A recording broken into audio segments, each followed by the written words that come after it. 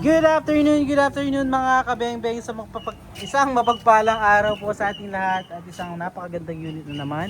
So, meron po tayo ditong Aljay Molly na 3-in-1 mga kabeng-beng. Pwede nga pandisabog, pantiksay, single pellet, pwede siya. No? Ayan po yung kanyang serial number 1044.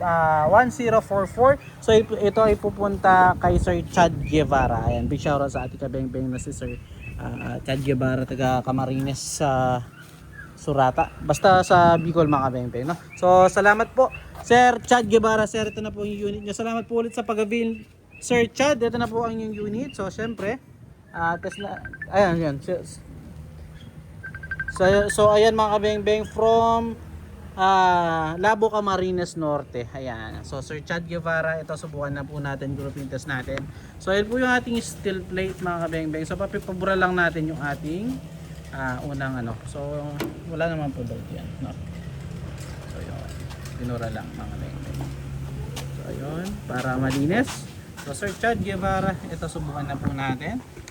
First shot po tayo ng inyong unit. First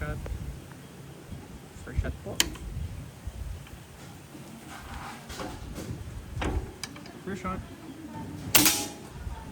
Second shot. Pangatlo,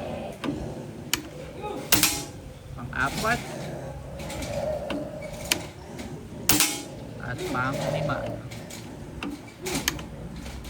So yun Sir Chad Guevara, nakita nyo naman po, ayos na ayos tumama po ang yung unit. Ayan. So Sir Chad, ayan na po yung unit nyo, pahintayin na lamang po. Salamat po Sir Chad Guevara. So salamat po again, peace out po.